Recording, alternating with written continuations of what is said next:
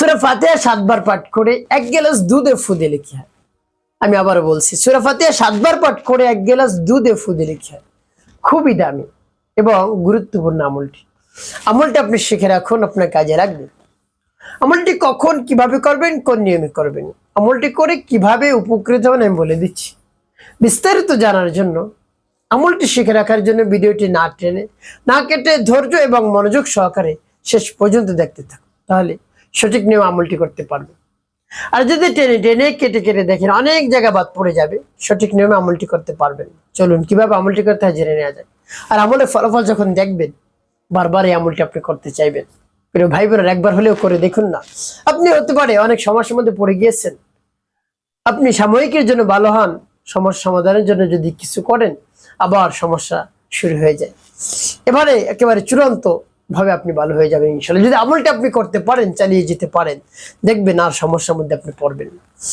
তো সেটাকে 1 গ্লাস দুধ রাখবেন সামনে রেডি করে আগে থেকে। এরপরে ওযু করবেন, উত্তম পোশাক পরিধান করবেন, নির্জন জায়গায় বসবেন, আর দুধ গ্লাস তো সামনে থাকবে। এরপরে চক্ষুদয় বন্ধ করে আমলের দিক মনোযোগ নিয়ে আসবেন। দুনিয়ার যত ধ্যান খেললে সব আপনি বাদ দিবেন।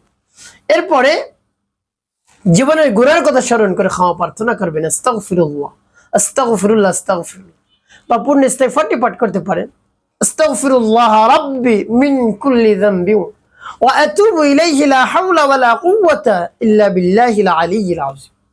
যখন পাঠ করা হয়ে যাবে এরপর 3 বার দুরূদ শরীফ সাল্লাল্লাহু আলাইহি সাল্লাম সাল্লাল্লাহু আলাইহি সাল্লাম সাল্লাল্লাহু আলাইহি সাল্লাম ইস্তিগফার এবং দুরূদ শরীফ যখন পাঠ করা হয়ে যাবে এরপরে আপনি সেই সূরা পাঠ করবেন। প্রিয় ভাই বোনেরা, যে সূরাটির আমল আপনি করবেন এতই গুরুত্বপূর্ণ, জানলে অবাক হয়ে যাবেন।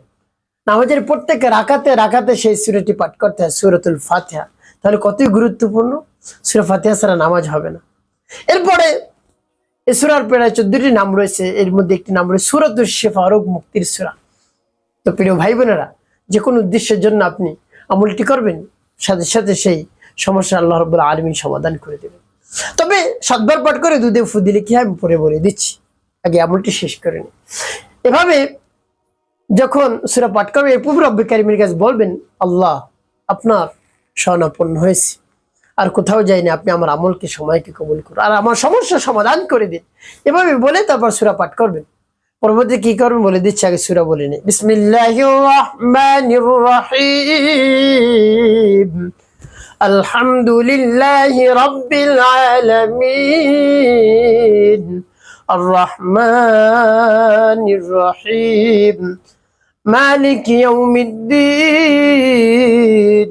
ইয়াকা না'বুদু ওয়া ইয়াকা নাস্তাঈন, اهدنا الصراط المستقيم، صراط الذين أنعمت عليهم غير المغضوب عليهم ولا الضالين। এবার যখন পাঠ করা হয়েছে দুধে একটু তারপর আপনি আবার পাঠ করবেন, বিসমিল্লাহির রাহমানির রাহিম, আলহামদুলিল্লাহি রাব্বিল আলামিন, আর রহমানির রহিম, মালিক ইয়াউমিদ্দিন, ইয়াকা না'বুদু ওয়া ইয়াকা নাস্তাঈন, ইহদিনাস সিরাতাল মুস্তাকিম, সিরাতাল লাযীনা আন'আমতা আলাইহিম غير المغضوب عليهم ولا الضالين।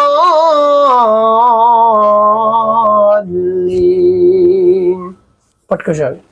তারপর আপনি মনে দরদ নিয়ে আবার পাঠ করবেন, বিসমিল্লাহির রাহমানির রাহিম, আলহামদুলিল্লাহি রাব্বিল আলামিন, আর রহমানির রহিম, مالك يوم الدين، إياك نعبد وإياك نستعين، اهدنا الصراط المستقيم، صراط الذين أنعمت عليهم غير المغضوب عليهم ولا الضالين।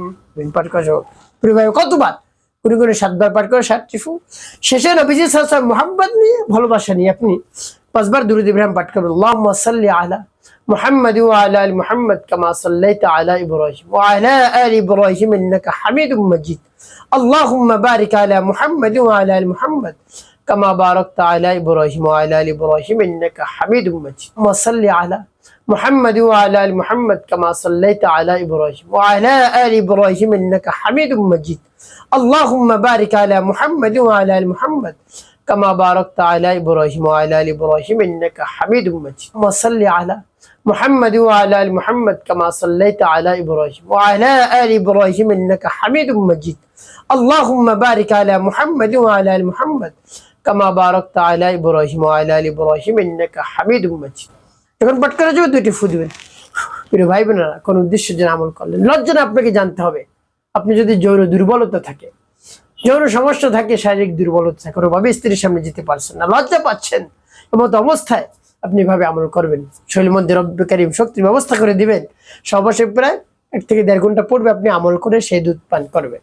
নিয়ত করে দেখবেন শরীরে শক্তি চলে আসবে, দীর্ঘ সময় সহবাস করতে পারবেন, মিলন করতে পারবেন। প্রিয় ভাই বোনেরা, আপনার স্ত্রী আপনার উপর রাজি খুশি হয়ে যাবে, আপনাকে পাগলের মতো ভালোবাসবে। দেখবেন আপনার সংসার শান্তিপূর্ণ এবং সুখময় হয়ে গেছে। একটি কাজ আপনাকে করতে হবে, 5 ওয়াক্ত নামাজ আদায় করতে হবে, মানুষের কল্যাণে খিদমত কাজ করবেন। অবশ্যই আপনার জীবন সুখময় হবে, শান্তিপূর্ণ হবে,